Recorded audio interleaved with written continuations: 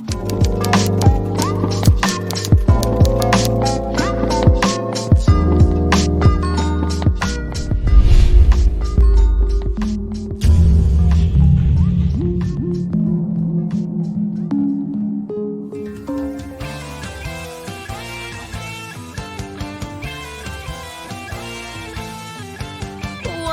saan ka man dalhin ang kapalaran, iisang bayan lang sa puso mo'y laman, pinagmulan at babalikan. Konting tiis na lang at hanggang sa araw na yan ay asal. Kami nandito lang, sabay na pakinggan ang mga kwento nyo. Sigaw natin sa mundo, bagong bayani namin kayo. Sipag at tapang nyo, hinialay sa mundo, sinasaludo namin kayo. Pilipino, itaas ang noo, ipagmalaki mo ang galing nyo, isigaw sa mundo.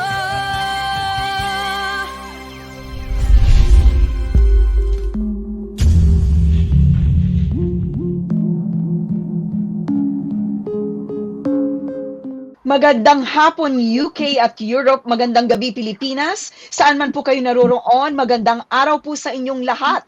Ihahatid namin sa inyo ang kwento ng iba-ibang mukha ni Juan sa special program live streaming JUANEUKONEK kontra Corona. Here on Facebook, kasama po ang YouTube. Ako po si Rose Eclarinal.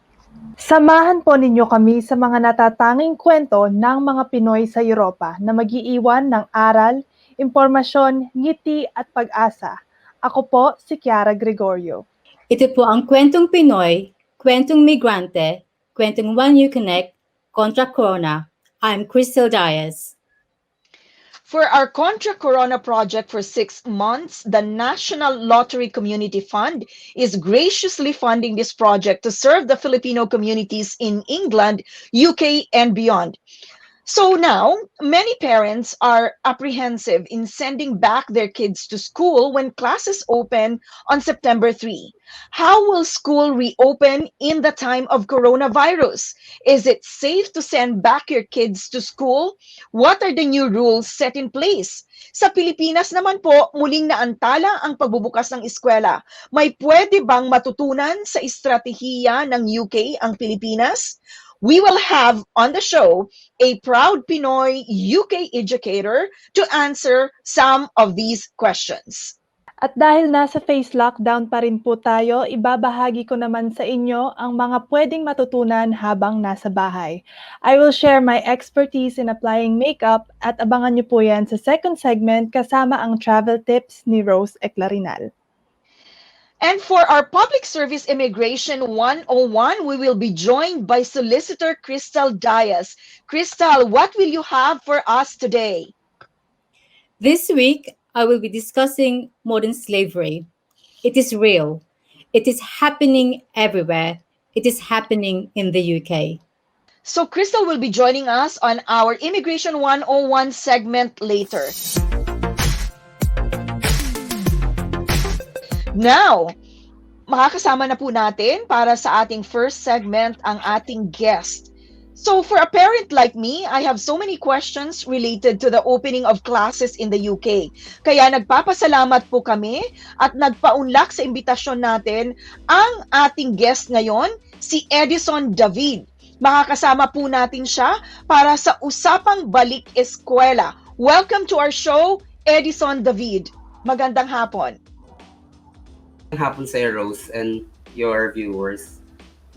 Hi, Edison. Before asking you the questions, yung mga importanteng tanong ng mga magulang dito sa UK, narito po ang mga nakaka-proud na achievements ng ating guest.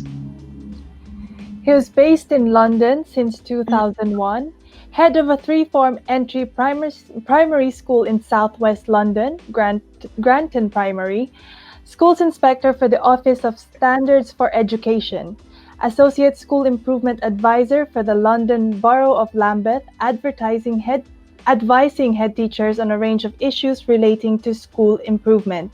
He was also recently appointed as part of the Primary Head Teacher Reference Group, which advises the Secretary and the Ministers on education policies. He's also a lifetime fellow, College of Teachers in England.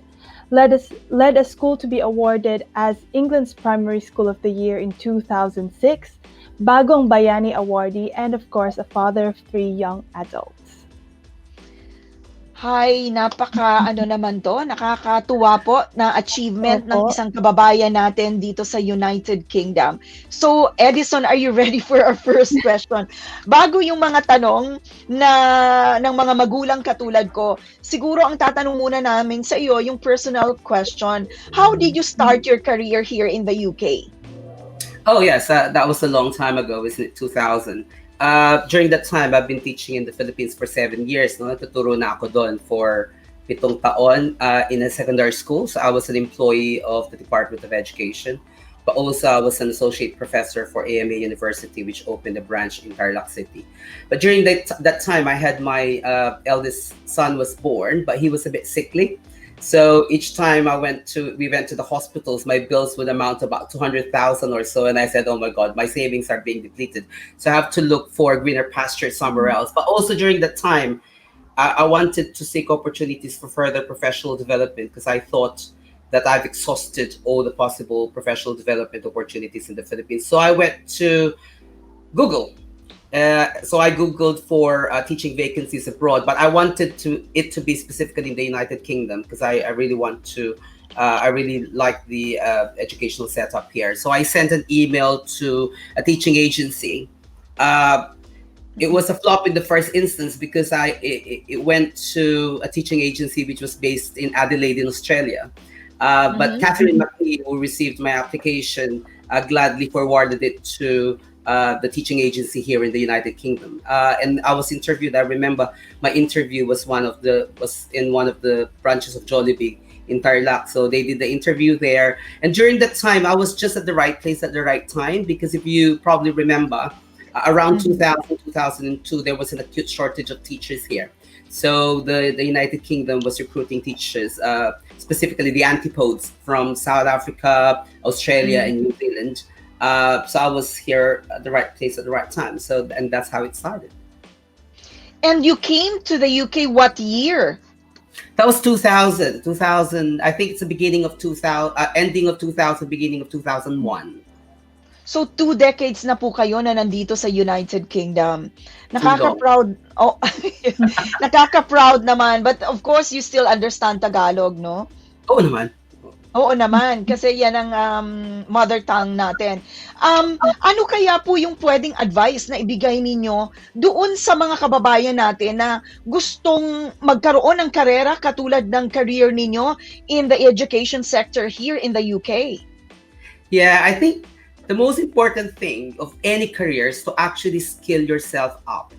You have to skill yourself up, but also you need to acquire as much knowledge as possible. Because I think sometimes, I had this question to me several times, and the first question they ask is that what is your qualification? Actually, what qualifies you to a job more than diploma is actually the ability to do the job. So you have to be confident that you can do the job. So ano ba yung mga kailangan natin? So you can teach here. First, you should have a very good, strong command of the language. Hindi pwede yung nangangapa ka sa English kasi yung medium of instruction mo English. So you have to have a really strong command of that. Second, kailangan meron kang malawak at malalim na understanding of curriculum. Yung mga tinatawag nilang pamantayan ng pagtuturo. So you should have a good understanding of curriculum design, curriculum approach. Dapat yung pedagogy mo malawak. No? And that applies not only to teachers in the Philippines, but actually applies to every single teacher. Kahit yung mga teacher dito, kailangan alam nila kung ano yung disenyo ng curriculum, dapat alam nila kung ano yung approach sa curriculum, dapat marami silang pedagogy, strategy on the sleeves that they can use. And knowing that is also the belief na there's no such thing as a global boundary. Kasi kung minsan, natatakot silang mag-try na mag-apply kasi sasabihin nila, baka hindi nila ako pansinin. You have to have a go at it. And that's what happened to me. Because during that time, wala naman tayong mga teachers na nag-apply dito sa UK. So I just I was so confident. I just went online. I googled it, and then I went ahead. Okay, so that's a good point, no? Give it a go. Kasi kung hindi mo naman talaga susubukan, how would you know kung ikaw pala talaga yung hinahanap nila na candidate for the job? Di ba, Kiara? Opo, tama po yun. You'll never know unless you try. Of course. Yes. Now, you shared with us, Edison, some photos, and one photo is, captured our eyes kasi kasama mo ang isa sa mga royal. Chad, can we show that photo? We've been waiting for some photos to be shown. Yes. Yeah. That's the future king of the UK. Yeah. Now tell us the story behind the photo. Right. Yung dati ko kasing eskwelahan, of which I was head teacher for about 6 or 7 years, that was in Vauxhall. So if you know Vauxhall, it is Southeast London. And a few yards away from the school is the Oval Cricket Ground. Yung Oval Cricket Ground kasi, ang may-ari yan ng Duchy of Cornwall. So, hindi si Prince Charles may-ari, pero lahat ng heir sa throne, sila ang nagmamay-ari ng Oval Cricket Ground. And during that time, I think the Oval Cricket Ground was hosting the finals for the international cricket competition. But we do have a long-standing partnership with them. So I was invited over for the reception to launch the international cricket competition, and Prince Charles was then the guest of honor. Oh, so you had an opportunity to meet him. Yeah. Bigyan mo naman kami ng konting impormasyon. What was he like in person? He was very down to earth. Actually, he was the one who initiated the conversation. So ako nakatayo lang ako doon. I was having coffee because it was an afternoon tea event. So of course, there were a lot of security things that happened before. Though they would have to ask for your identification, your passport. You have to. It's shrouded in secrecy. Hindi ka pwedeng bigyan ng information right until the day before the actual event. So he came up to me and started asking me questions. I think yung question na tinatanong niya sa akin yun, something about school funding. So what do I think about school funding? I know he's not supposed to be political, but Prince Charles, knowing Prince Charles, just couldn't help himself. So, and then we started talking about it. And then I think he cracked a joke about, would I be willing to have a go at cricket? And I said, I don't think so. So, yeah. That must be an unforgettable moment for you, Edison. Yeah, definitely. Yeah. It was a proud moment for me as well because hindi naman ako royalist, pero I look up to the royal family because I think they've done a lot for this country through the ages. I know. Kiara, meron ka bang meeting with a royal? I wish po. Not everyone will have that opportunity. I had, but it's for another show, Prince Albert of Monaco. But we'll talk about that sa ibang segment natin, meeting a royal. Anyway, doon na po tayo sa tanong ng ating mga kababayan. Ang tanong ngayon, ang pinag-aalala ng mga kababayan nating Pinoy dito sa UK dahil magsisimula na yung klase sa September 3, are the schools COVID ready? They are, indeed. Si Professor Chris Whitty, yung chief medical advisor natin, ngayong umaga lang sabi niya na the children are more likely to be harmed by not returning to school next month than if they catch coronavirus. There is tatlo yung reason kung bakit natin binubuksan yung mga eskwelahan, and these were provided by the Department for Education. First, yung prevalence ng virus mababa na. The prevalence of virus in the UK, in England specifically, has decreased considerably from the position of the virus in March. So bumaba na talaga. Tapos pangalawa, we now have a test, track, and trace system. I know yung iba nire-refute nila. Is it robust? Is it rigorous? It doesn't matter. We have the testing capacity, and we also have the capacity to track and trace. Pangatlo, the negative impact of the closure of the schools to children's education and well-being masyado nang mataas. And if we're going to keep the schools closed for a longer period, I think it's going to be very, very difficult for our children and for the system also to catch up in the end. So are they COVID-free? They are not. There's no such thing as a COVID-free environment, but they are COVID secure. And what people don't know is the things that are happening in the background, ang dami. Kasi before we even, for example, we reopened the school, hindi naman kami talaga nagsara, di ba? The schools were actually partially open for key workers, for vulnerable pupils. Pero nung nag-open kami widely for specific year groups, year 1, reception year 1 and year 6, we started reopening them in June 1st. Before we opened, ang dami talagang guidance na ina-navigate ng mga school leaders. For me, that was a lot of job, a lot of work. Pero it was necessary work. It was imperative because the health and safety of our pupils and of our adults are also at stake. So yung risk assessment mo, ang laki. You have to navigate voluminous guidance both from the Department for Education. Tapos, titignan mo rin yung guidance na binigay ng Public Health England. At the same time, you work alongside the teaching unions because you will have to demonstrate that the teachers and the support staff, tsaka yung auxiliary staff mo, are actually safe while coming back to school. So yung risk assessment natin sa bawat eskwelahan, Rose, malalim. We look at every single opportunity. Even yung as simple as kung ilang bang gate ang available. So, sa mga gates na yon, anong time darating itong class na to? Susundan siya ng anong class? Yung congregation ng parents, how are we going to avoid the parents congregate? Alam mo naman mga parents, no? They like talking to each other. So, how are we going to ensure na hindi sila nagko-congregate? But also, how are we going to ensure na yung mga adults natin safe din? So, there are lots and lots of things in a risk assessment. My risk assessment for my for my school actually runs to 46 pages.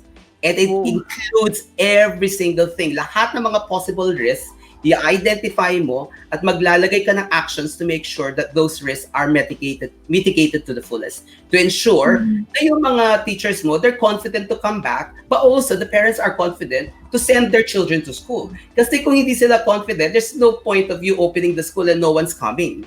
No? So talagang napaka-importante na the parents feel confident that they are sent to school. So ano yung mga actions na gagawin namin? For instance, I'll give you examples of them. First, gagawin nating malinaw sa lahat ng mga parents, sa lahat ng mga contractors, sa lahat ng mga visitors, sa lahat ng staff.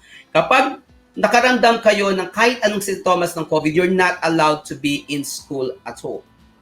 Second, meron tayong tinatawag na robust hand and respiratory hygiene, yung catch it, bin it, kill it. Also, yung mga estudyante, pagdating pa lang nila ng school, they will have to wash their hands for 20 seconds. Tapos, yung mga washing regime natin, marami, merong mga kanta na ginawa so the children can actually enjoy washing their hands. And they do that across the day. So, hindi pagdating nila, pagkatapos ng isang subject siguro, they wash their hands again. So, nandun yun. Tapos, yung cleaning arrangements natin, Rose, it's a bit more robust than before, no? So ang cleaners ko kasi dumadating yan sa school 3:30, so they have 2 hours to deep clean the whole school. Pero what I did now is I asked 2 or 3 of my cleaners, they come during the day, so they wash the toilets, every hour. They also they also wash or sanitize yung mga tinatawag nating constantly touched things like yung mga doorknobs, yung mga surfaces, so nandun yun. Tapos meron tayong tinatawag na enhanced engagement sa test and trace system. So kapag, for example, may nagkasakit, we make sure na yung nagkasakit, either staff or pupil, magkakaroon ng testing. Kapag nag-test sila ng positive, we will then have to work with the local health protection team who will then advise us on which part of the school we're going to isolate. Kaya nga, yung mga klase natin, they are in a bubble na tinatawag natin. Dati, noong June 1st, ang mga bubble natin, bubble of 15 lang. So, bawat isang klase, 15 lang, hinati natin. Pero ngayon, dahil lahat ng mga bata, babalik na, we will have what you call a bubble of 30. So, yung 30 na mga bata na yun, lahat din silang magkasama. They will not have any contact whatsoever with the other 30s. So, kung nagkaroon ng case doon sa bubble ng 30, yung 30 lang i-isolate natin, so the rest of the school can still proceed with their classes, with their education. That's quite interesting to see, ano? Kasi syempre, I'm a parent, nakatanggap na rin ako nung measures that the school will put into place na kailangan ng lahat ng magulang ay sundin. Pero yung tanong ko, nasagot nyo na rin po, no? Kasi na-explain nyo sa akin yung bubble. Kasi in my head, nag-aalala ko kasi syempre yung mga bata, hindi mo sila maiiwasan na maglaro. They mingle with so many different groups.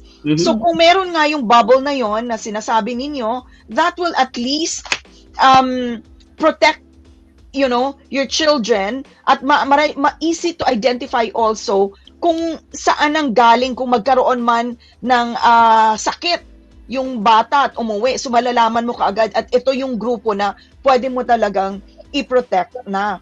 Now, ang tanong po natin is, kung yung mga sistema na ito are put in place, tapos magsisimula tayo sa Setyembre, sa Pilipinas, na-delay naman ng konti yung pagbubukas ng klase. I don't know if you're following yung mga patakaran sa Pilipinas at yung mga paghahanda na ginagawa doon. Ano kaya yung pwedeng matutunan din ng Philippines from the way we do things here in the UK? Kasi meron din tayong mga kamag-anak sa Pilipinas at nag-aalala rin sila kung dapat ba ngayong taon ay pumasok na sa eskwela ang mga anak nila in the Philippines. Yeah, I think the first thing that people need to do is that if you work in education, you have to put the pupils in the forefront of what you're doing. Kapag ang iniisip mo yung kapakanan ng mga pupils, you will push heaven and earth to open the schools safely for them. I think that's important. Pangalawa, yung mga may hirap na pupils, kasi dito,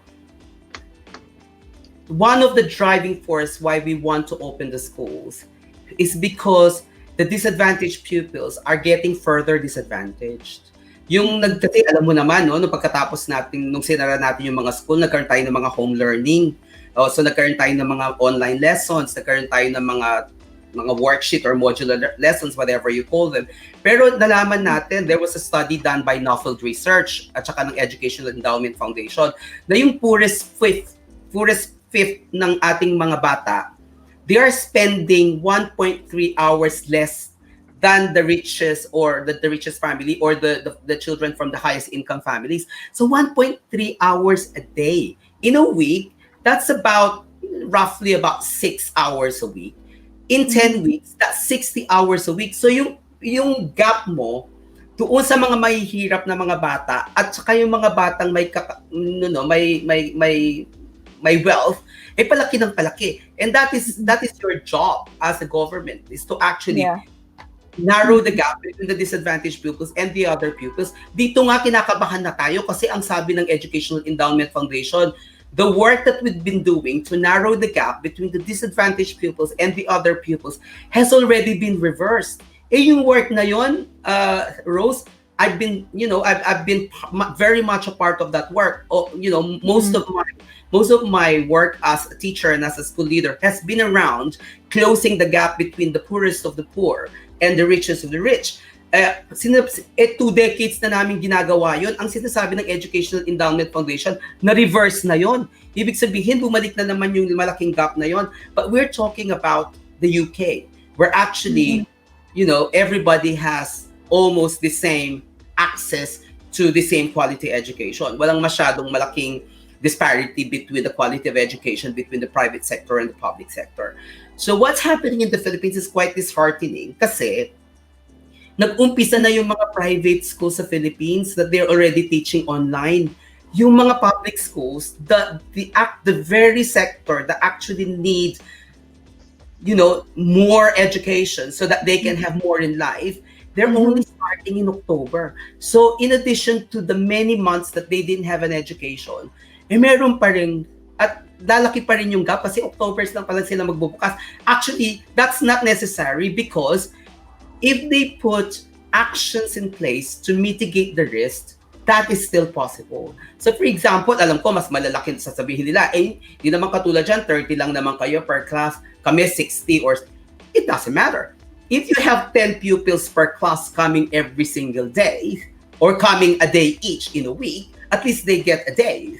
Rather than not having anything. I think you have to have a go. You will have to have a go. Isipin natin yung kaya ng mga bata. Because I think in the Philippines, are we just joking ourselves to say that the online learning in the Philippines will work? Because we know yung mga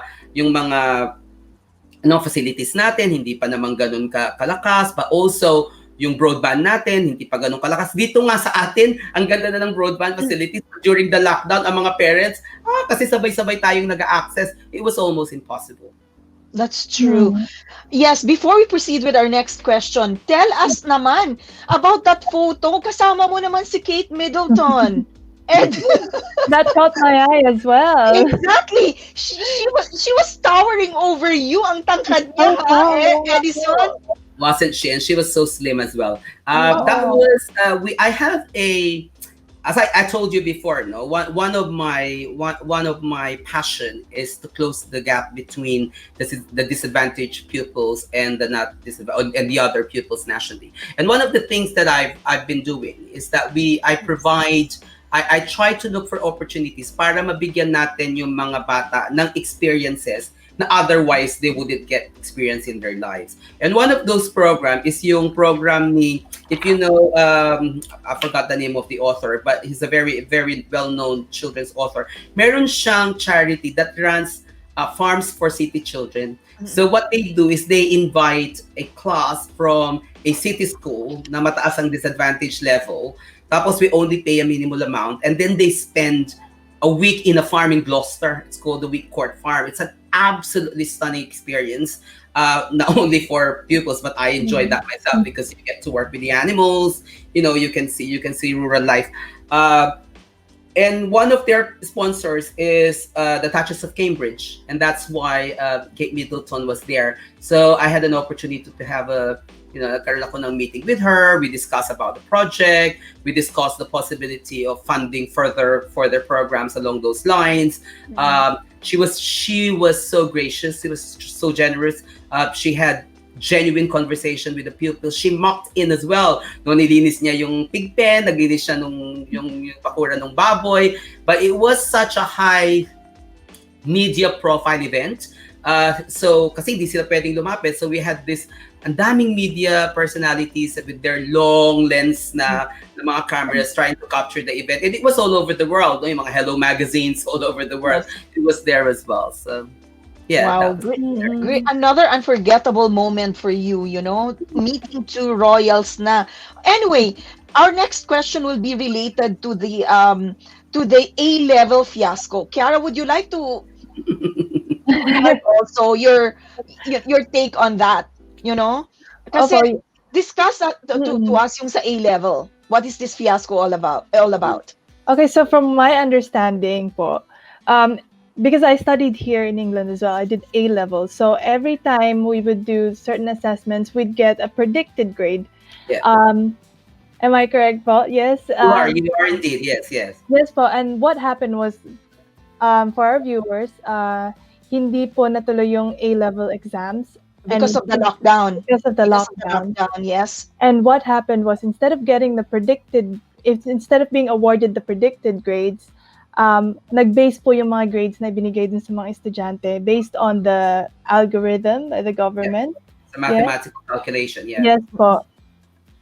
So now a lot of students are complaining about it because obviously hindi sila satisfied dun sa the way it was done. So ang tanong siguro dyan, Ed, is this: if the government is coming up, because syempre during the lockdown, yung para maging successful yung pagbabalik sa eskwelahan ng mga bata, etc., magkaisang magulang ang government towards that, right? Pero kung merong doubt or pag-aalinlangan doon sa measures that are being put in place, paano susundin ng mga estudyante o magulang yung mga rules na gustong i-implement or yung strategy na gustong i-implement ng government related to education? Yeah, I think this is a bit of a political question and a procedural question as well, because you have to go back to intent. Ano ba yung intent ng government kung bakit nila minoderate yung mga grades, the predicted grades? Because the thing is, even without the government moderating it, you will never ever get a grade which is the same or similar to your predicted grades. I mean, individually pwede. Pero the whole country, di yan. Kaya nga merong clearing. Kaya nga merong mga gap year kasi they don't get their grades. So what happened was that yung mga sinubmit na mga predicted grades ng mga sixth forms, kung susundin lahat, magkakaroon ng super inflation ng grades. So ang ginawa ng government, minoderate nila ng konti. But the thing is, you cannot moderate collectively kasi ang mga tao ay individual yan. So yung mga factors ng moderation process nila, ng algorithm nila, mali kasi it was a collective arithmetic formula. You cannot really decide on on how well a child could have done sa test based on an arithmetic formula. So yun yung problema. Now the question is, ang tinatanong mo, hindi kaya nawalan na ngayon ng tiwala ang mga tao sa government. I don't think that will be the case because you had the case of Dominic Cummings, for instance. I think the thing with I think you would agree, people in England are actually very, very sensible. They look at the logic of things. So siyempre yung mga opposition, they will hurl all the accusations and everything. But I think people still make, they will still make sound decisions based on what they know is right. A good example of this is the eat out, help out. Diba? Nung bago lumabas siyang eat out, help out na yan, sabi na, di ako lalabas para lang kumain ako for 50%. But look at what's happening. People are now starting to be confidently being, they're participating in the economy. So I think people make decisions based on what is appropriate and what is logical and what is sensible in front of them, rather than looking at historical mistakes. But also, this is not just a mistake of the English government, because the same thing happened in Wales and Scotland as well. We are in very difficult, very challenging circumstances, and I think people actually give leeway to their leaders when they make decisions. And I feel that with my parents as well. And I know yung mga parents sa school ko, sometimes they're very inconvenienced by some of the decisions I made. But they are showing me their support because they know that these are extraordinarily challenging times. And they reach out to you to make sure that you feel that you're being supported as well. Correct. Thank you. Well, umabot na po ng kalahating oras ang diskusyon natin. Thank you so much, Edison. Ang dami, marami pa rin ako natutunan, no? And of course, yung bilang magulang, para sa akin, importante itong topic na ito. So, siguro, panghuling tanong namin sa inyo, bago kami ni Kiara mag-proceed sa second segment, ito yung tanong ng mga millennials, how to be you po? How to be, paano nila mapupuntahan yung landas na tinahak ninyo to follow into your footsteps? Oh, that's a very, very difficult question. I think you just have to you have to work hard, because nothing comes free in this world. You have to work hard. But also, when I came over here, I felt that I have to be 5 steps ahead of everyone else. So if people are reading 2 books, I read 4. So if the teachers around me know the curriculum that they're teaching, I actually made sure that I know the curriculum of everything. But also, I never asked for promotions, because they came as a reward of what you put in, day out. It's what you do on a day-to-day basis that really matters.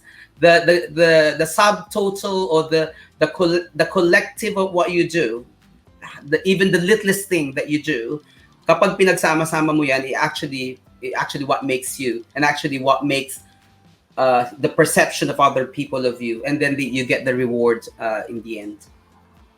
Maraming salamat. That's very inspiring. So, Edison David, maraming salamat po. Thank you for enlightening us with your explanation and also your inspiring words. Magbabalik po ang One You Connect.